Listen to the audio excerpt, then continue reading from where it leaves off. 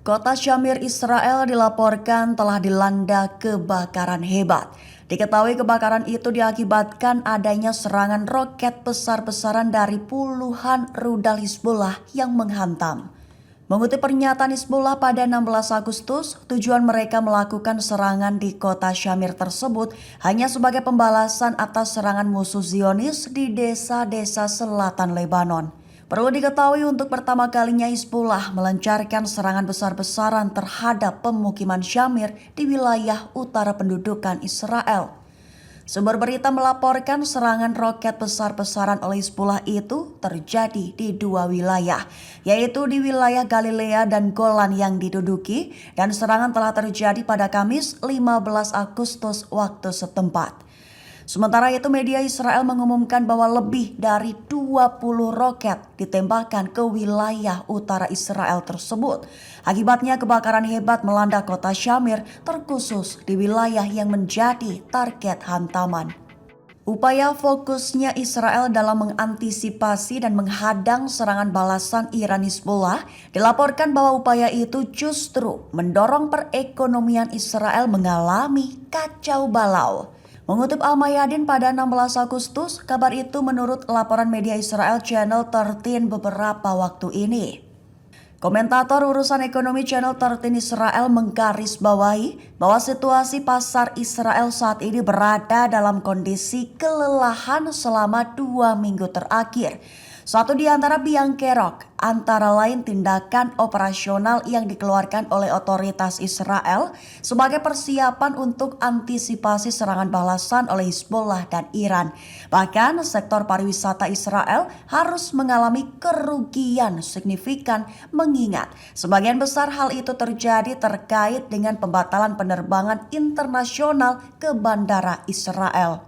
Dampak lain serangan Iran Hizbullah diprediksi juga akan melanda bisnis perhotelan dan pariwisata lainnya di wilayah utara Israel, sehingga hal-hal tersebutlah yang justru mendorong rezim negara pendudukan tersebut ke dalam kekacauan ekonomi. Pejabat Amerika Serikat menyebut bahwa militer Israel telah mencapai batas akhir di medan perang Gaza. Selain itu, tujuan melemahkan Hamas disebutnya telah berkurang, mengingat Hamas hingga kini masih berdiri kokoh.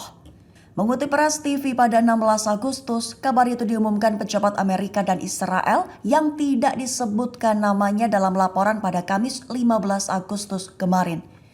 Disebutkan bahwa kemungkinan mengalahkan Hamas telah menurun secara signifikan, merujuk pada kegagalan rezim Israel dalam agresi selama lebih dari 11 bulan di medan perang jalur Gaza.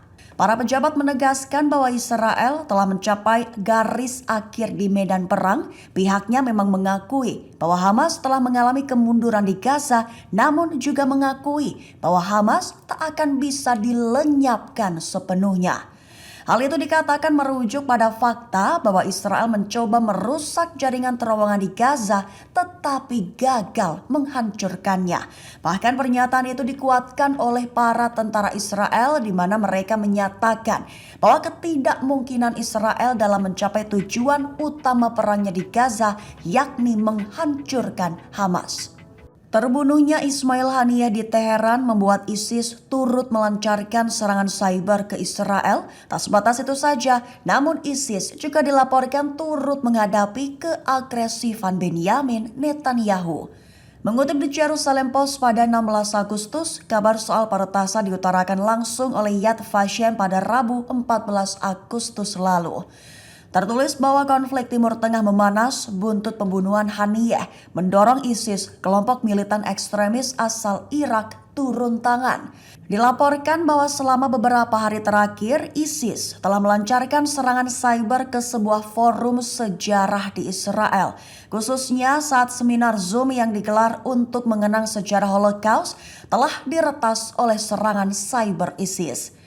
ISIS mengirimkan kode pesan berupa ancaman bagi 1.000 peserta Zoom asal Israel, termasuk Ketua Dewan Yad Vashem dan penyintas Holocaust, Rabi Israel Meir Lau dan Rabi Mordechai Neu Groshel.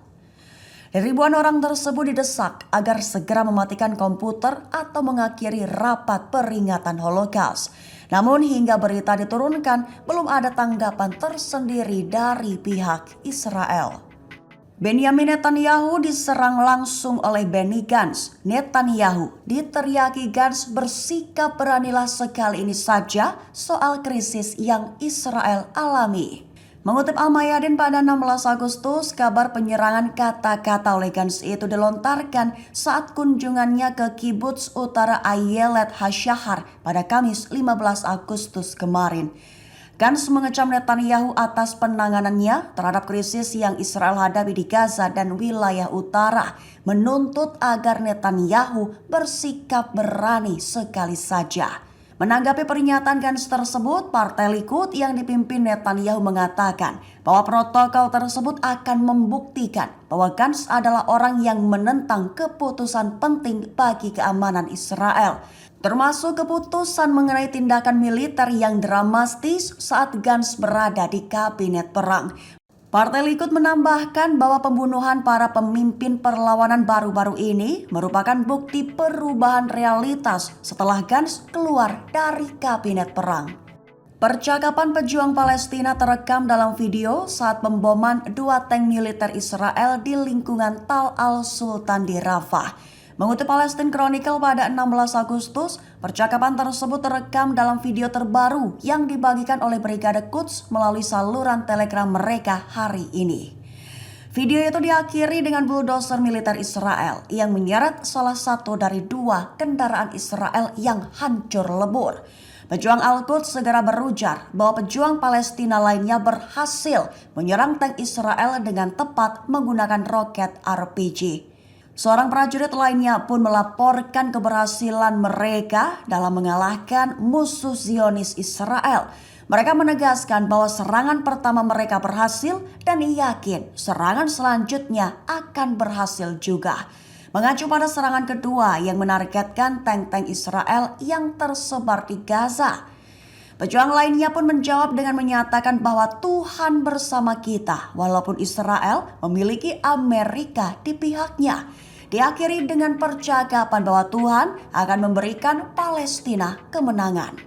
Perlawanan Palestina melakukan serangan ganas ke pasukan Israel. Serangan yang disebutkan ganas tersebut melibatkan rentetan tembakan mortir hingga roket. Mengutip Al-Mayadin pada 16 Agustus, kabar itu diumumkan oleh Brigade Al-Quds dalam pernyataannya pada hari ke-314 perang dengan Israel.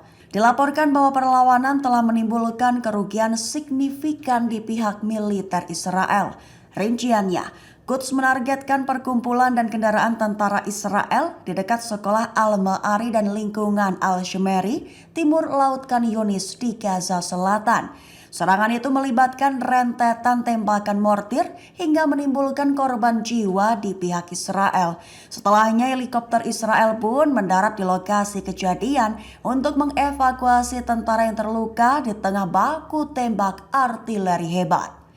Selain itu mereka juga meluncurkan roket 107 mm ke titik perakitan Israel di dekat daerah Netzarim, barat daya kota Gaza. Dirilis juga rekaman yang menunjukkan 2 tank Israel terkena peluru RPG di selatan lingkungan Tel Al-Sultan.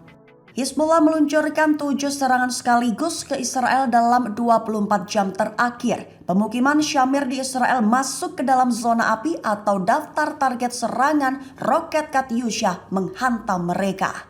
Mengutip Al-Manar pada 16 Agustus, serangan itu telah dilakukan Hizbullah pada Kamis 15 Agustus kemarin. Rinciannya, pukul 9 lebih 10 waktu setempat Hizbullah menyerang daerah Ma'ayan Baruch dengan rudal.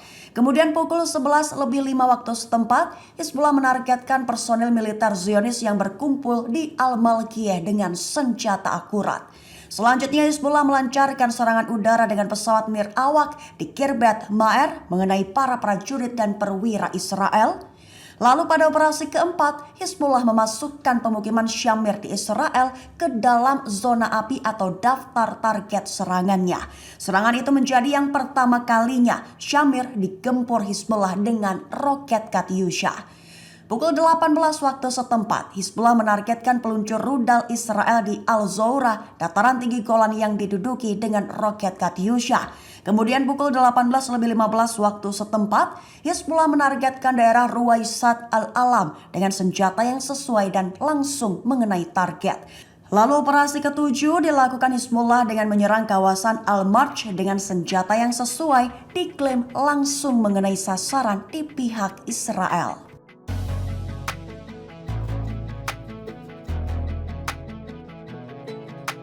Download Tribun X sekarang, menghadirkan lokal menjadi Indonesia.